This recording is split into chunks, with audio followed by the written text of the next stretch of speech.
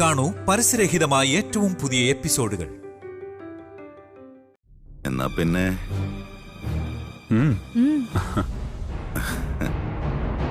ശരി.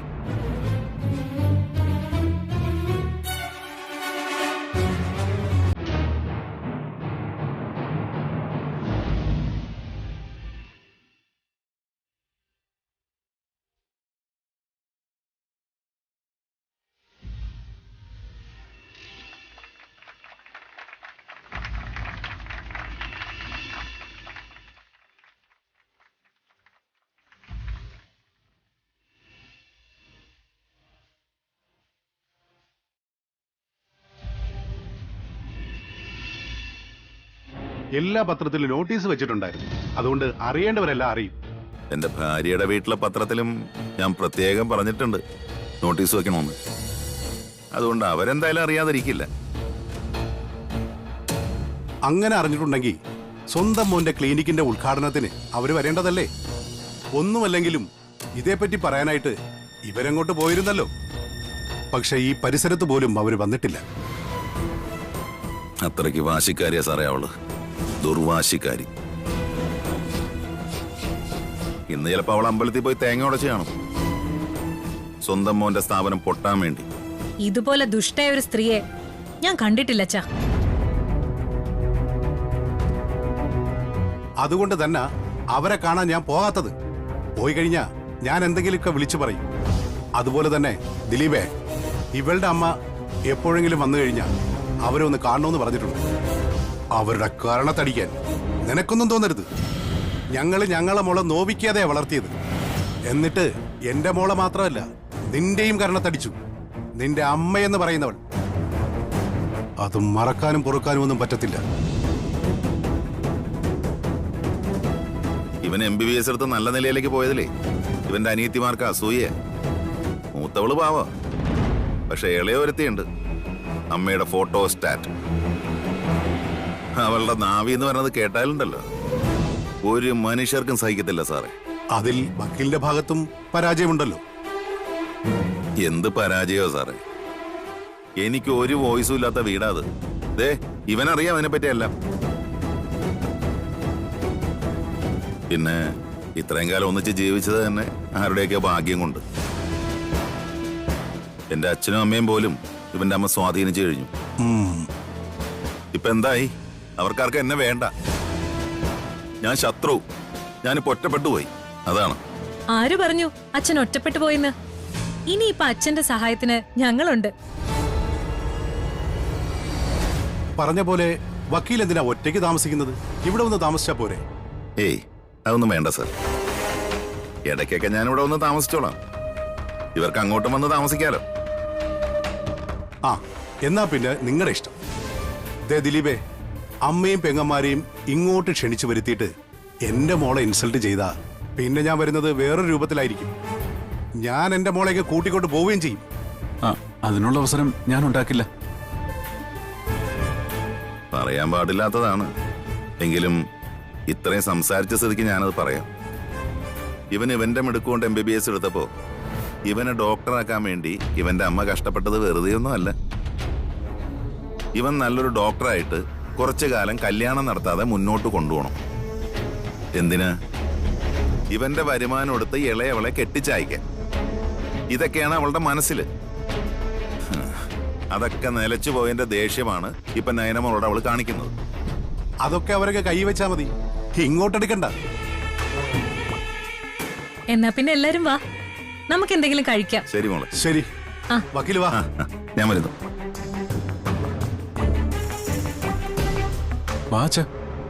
മോനെ,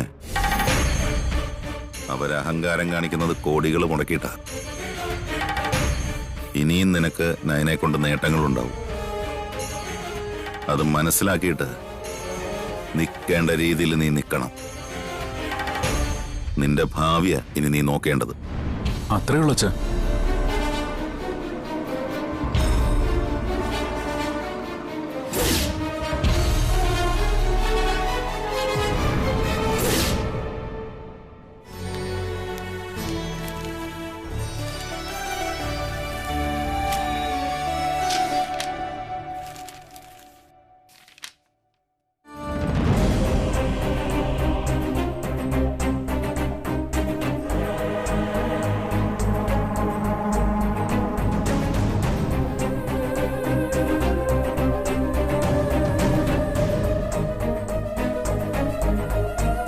അമ്മേ, ഇത് കണ്ടോ?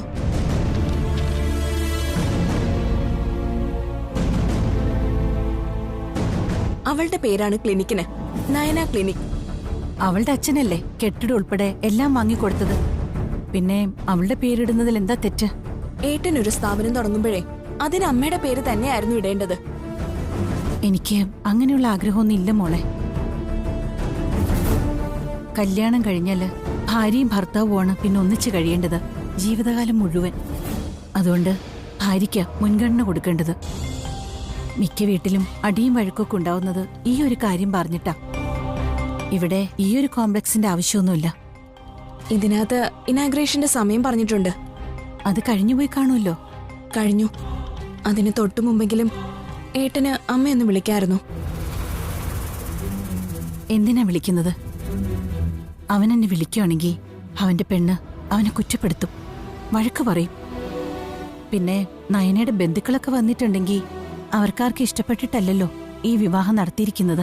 അമ്മ എന്ത് പറഞ്ഞാലും ഏട്ടനെ ന്യായീകരിക്കത്തേ ഉള്ളൂ. അമ്മ എത്രയൊക്കെ പ്രാർത്ഥിച്ചാലും ശരി, മക്കൾക്ക് ദൈവം അമ്മമാര് തന്നെയാ, കാണപ്പെട്ട ദൈവം.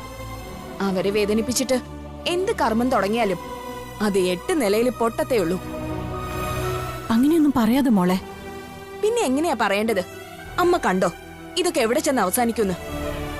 അമ്മയില്ലാത്ത ചടങ്ങായതുകൊണ്ട് ഉദ്ഘാടനം ഒന്നും നടത്തരുതായിരുന്നു. ഇതിടെ പരസ്യം വരെ വെച്ചിരിക്കുക. അത് പിന്നെ പരസ്യം ചെയ്യാതെ ആൾക്കാരറിയോ?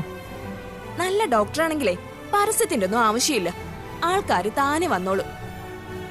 അവൻ എന്തായാലും പേരുദോഷം കേൾപ്പിക്കുന്ന ഒരു ഡോക്ടർ ആവില്ല. പേരുദോഷം കേൾപ്പിക്കാൻ ഒരുത്തി കൂടെ ഉണ്ടല്ലോ.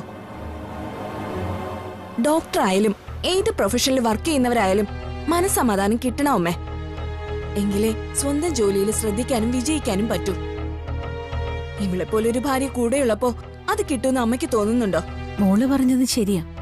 പിന്നെ അവനോട് അവൾക്ക് സ്നേഹമൊക്കെ ഉണ്ട്. അങ്ങനെ സ്നേഹമുള്ളവളാണെങ്കിൽ അവൾക്ക് മനുഷ്യനെ തിരിച്ചറിയാനുള്ള കഴിവുണ്ടാവും. ഭർത്താവിന്റെ അമ്മയെ സ്വന്തം അമ്മയെ പോലെ കരുതും. അല്ലാതെ ഒരിക്കലും അമ്മായി അമ്മയെ പോലീസ് സ്റ്റേഷനിലൊന്നും കയറ്റത്തില്ല. ലോക്കപ്പിൽ കിടക്കുമ്പോ വന്നു കണ്ട് സന്തോഷിക്കില്ല. നാളെ മിക്കവാറും അയാൾക്ക് ഇത് തന്നെയായിരിക്കും വിധി. വലിയ വലിയ മോഹങ്ങളുള്ള അമ്മയുടെ മോനെ അവള് പോലീസ് സ്റ്റേഷനിലും കോടതിയിലും കയറ്റാതിരുന്നാലും കൊള്ളാം, ജയിലിൽ കിടത്താതിരുന്നാലും കൊള്ളാം.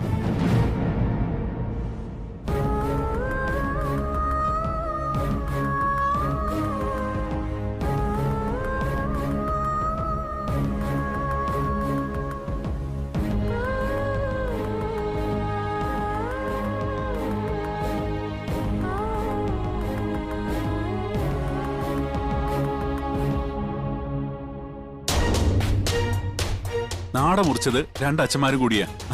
എങ്കിലും ആദ്യമായിട്ട് നിന്നെ ചെക്കപ്പ് നടത്തിക്കൊണ്ട് എന്റെ ഡ്യൂട്ടി തുടങ്ങാം. അതിന് എനിക്ക് രോഗമൊന്നുമില്ലല്ലോ. ഇല്ല, എങ്കിലും നിന്റെ ഹാർട്ട് ബീറ്റ് ഒക്കെ ഒന്ന് വെറുതെ നോക്കാമല്ലോ. ദേ, നോക്കിയിട്ട് വെറുതെ എനിക്ക് എന്തെങ്കിലും ഉണ്ടെന്ന് പറയരുത്. നീ ഇങ്ങോട്ട് ഇരിക്കടി. ശരി.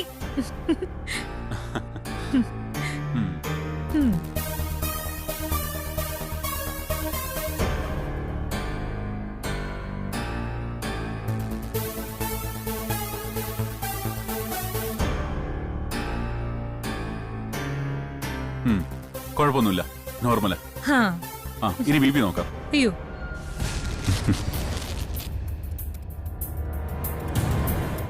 കൈ താത്ത് വെക്കേ. വിരൽ ചുരുട്ടി പിടിച്ചോ. ആ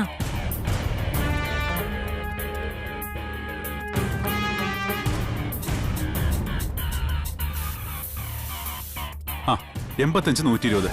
ബി പി നോർമലാ, കുഴപ്പമൊന്നുമില്ല. രക്ഷപ്പെട്ടു.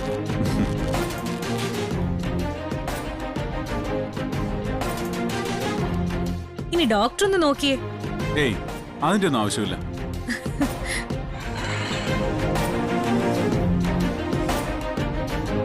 ഡോക്ടർമാർ രോഗികളെ ട്രീറ്റ് ചെയ്യും, അവർക്ക് വേണ്ട ഉപദേശങ്ങൾ കൊടുക്കും. പക്ഷെ മിക്കവരും സ്വന്തം ജീവിതത്തിൽ അതൊന്നും പാലിക്കാറില്ല. അതെനിക്കറിയാം. എന്തായാലും എല്ലാം ഒന്ന് സ്വസ്ഥമായല്ലോ. ഇനി അത് രാവിലെ ഒന്ന് നടക്കാൻ പോണം. ഞാൻ റെഡിയാ. പിന്നെ ദേ ഒരു കാര്യം, ആരോടും സിമ്പതി ഒന്നും പാടില്ല. കണക്ക് പറഞ്ഞ് പൈസ മേടിച്ചോണം. അതിലൊന്നും ഒരു കോംപ്രമൈസും പാടില്ല. ചെലപ്പോ ബന്ധം പറഞ്ഞുകൊണ്ട് ചിലരൊക്കെ വരും. അവർക്കൊന്നും പ്രത്യേകിച്ച് ഒരു പരിഗണന കൊടുക്കേണ്ട കാര്യമില്ലെന്നാ ഞാൻ പറഞ്ഞത്. മനസ്സിലായി. അതൊക്കെ താൻ ഹാൻഡിൽ ചെയ്തോ. എല്ലാം നിനക്ക് വിട്ടിരിക്കുക. ഇതെന്റെ സ്ഥാപനമല്ലല്ലോ. ഞാൻ ഇവിടുത്തെ ഒരു ജോലിക്കാരൻ മാത്രം. നിന്റെ പേരിലുള്ള ക്ലിനിക്കിൽ നിന്റെ ഇഷ്ടത്തിനനുസരിച്ച് മുന്നോട്ട് പോവാം. ആ പിന്നെ റിസപ്ഷനിൽ നീ തന്നെ ഇരിക്കുന്നത് നല്ലത്. ക്യാഷ് ഡീൽ ചെയ്യുന്ന നീയാണ്. ഞാൻ പിന്നെ ഡോക്ടർ ആയതുകൊണ്ട് പേഷ്യന്റുമായിട്ട് നിരന്തരം മല്ലടിക്കുന്നത് ഞാനാണെന്ന് മാത്രം. ഇപ്പൊ പ്രാകുന്നുണ്ടായിരിക്കും ചിലരൊക്കെ. അമ്മയുടെയും പെങ്ങന്മാരുടെയും കാര്യം പറഞ്ഞ.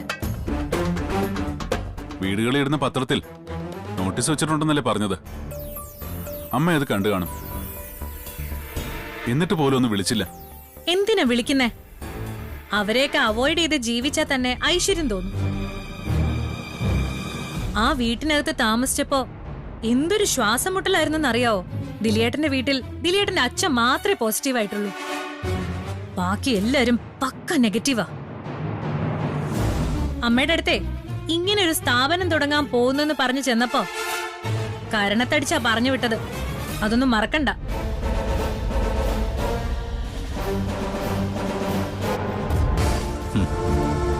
അവന്റെ ഒരു ക്ലിനിക്ക്.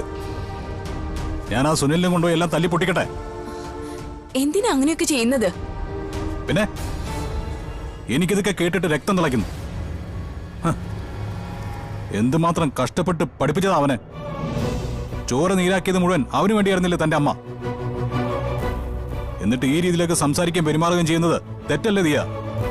അതുകൊണ്ടല്ലേ അയാളുടെ കർണത്തൊന്ന് പൊട്ടിച്ചത്. എങ്കിലും ഇന്ന് നാട മുറിച്ച് മോൻ ക്ലിനിക്ക് തുടങ്ങിയപ്പോ ആ അമ്മയ്ക്ക് അതൊക്കെ കാണണം തോന്നി കാണില്ലേ? എന്താണെന്നറിയില്ല, അമ്മയ്ക്ക് കുറച്ച് ദിവസമായിട്ട് വയ്യ. ലോ പ്രഷറാ.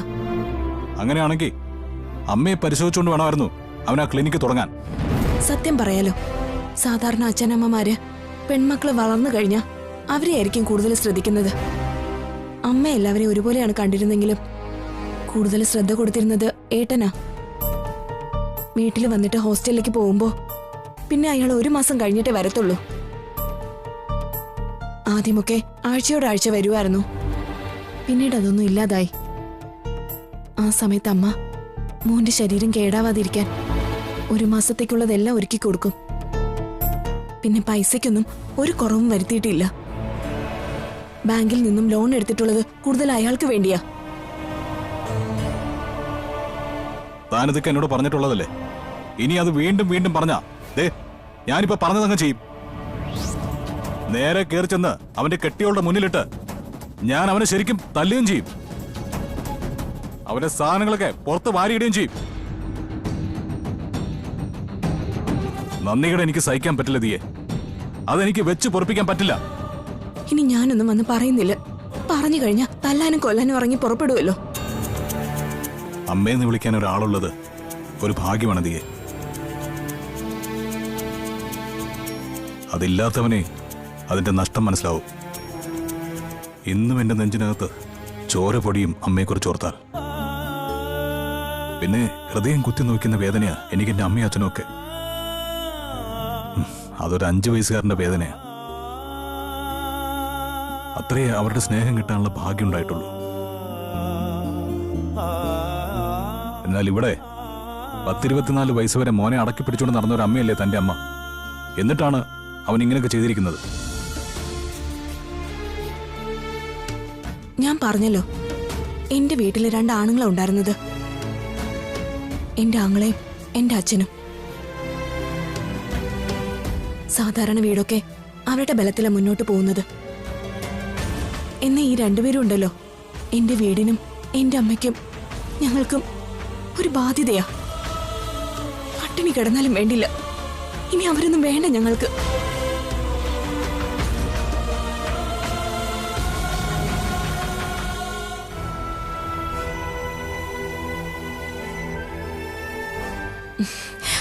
അതെ, സമയം കിട്ടുമ്പോഴൊക്കെ ഒന്ന് ഇറങ്ങുക കേട്ടോ. ഞാൻ വെറുതെ പറഞ്ഞതല്ല, ബുള്ളറ്റിനെ കാണാൻ അമ്മ ആഗ്രഹിക്കുന്നുണ്ട്.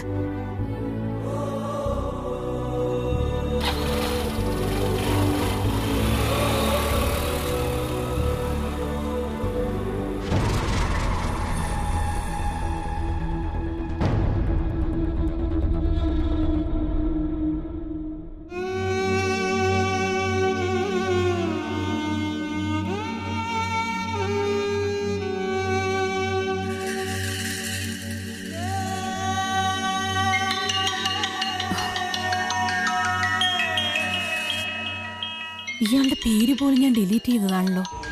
പിന്നെ എന്തിനാ എന്നെ വിളിക്കുന്നേ?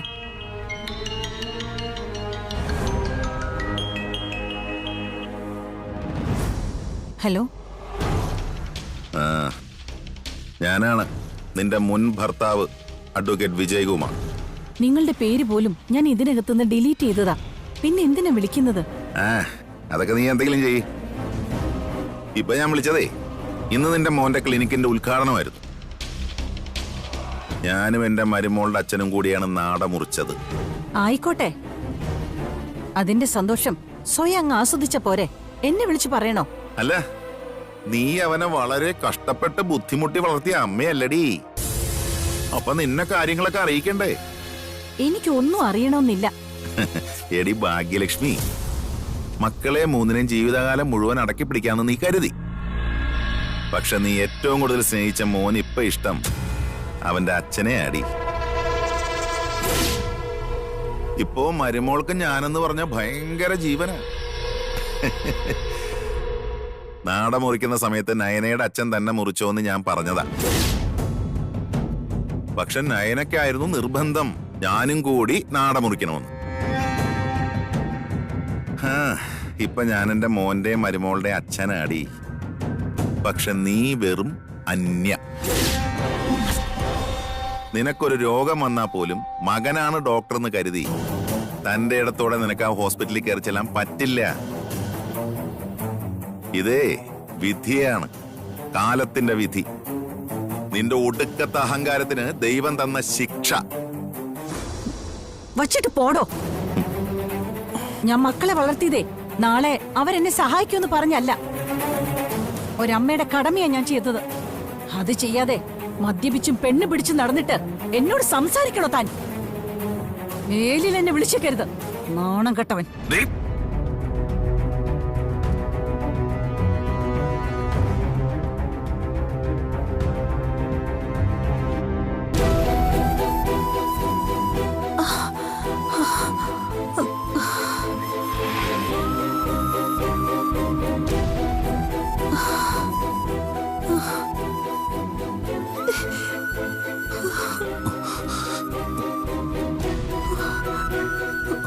എന്താ അമ്മേ, എന്തെങ്കിലും വയ്യായികയുണ്ടോ?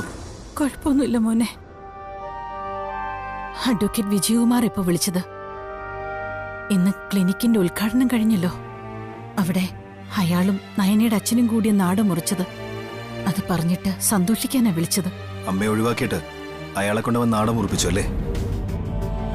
അതൊക്കെ അവളുടെ തീരുമാന. നയനയും അവളുടെ അച്ഛനും അല്ലേ എല്ലാം വാങ്ങിക്കൊടുത്തത്. പിന്നെ അവള് പറയുന്നതല്ലേ അവിടെ നടക്കും. എന്നാലും അമ്മ അവൻ ശരിക്കും അവോയ്ഡ് ചെയ്യുന്നുണ്ടല്ലേ? അതൊന്നും മോൻ കാര്യാക്കണ്ട.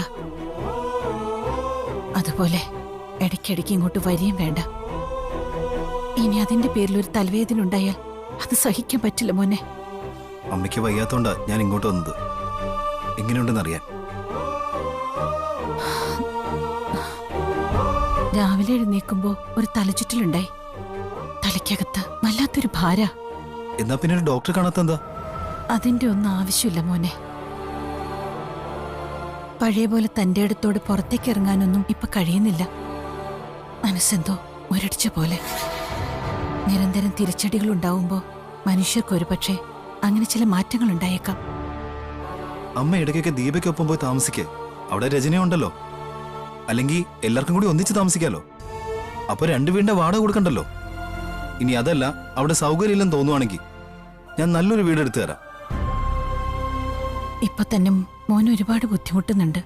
അതിന്റെ കൂടി ഇനി ഒന്നും വേണ്ട. എല്ലാവരും അവരവരുടെ കാര്യങ്ങൾ നോക്കുക.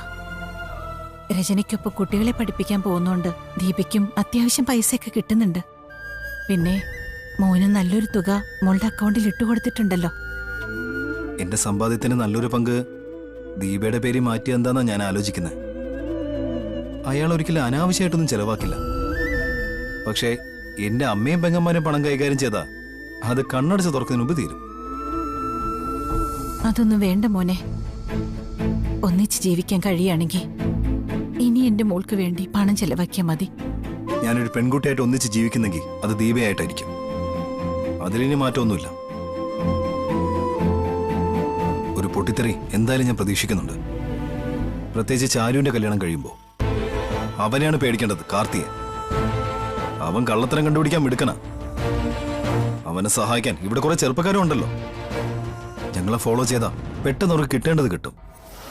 അതുകൊണ്ടാണ് ഞാൻ പറഞ്ഞത്, ഓൻ ഇങ്ങോട്ടും ദീപയുടെ വീട്ടിലേക്കും അധികം ഒന്നും പോവണ്ട. ദീ ഇവിടെ ഇല്ലേ? പുറത്തോട്ട് പോയതാ. വരുന്നവരെ ഞാൻ ഇവിടെ ഇരിക്കണോ? അമ്മയ്ക്ക് വയ്യാത്തല്ലേ?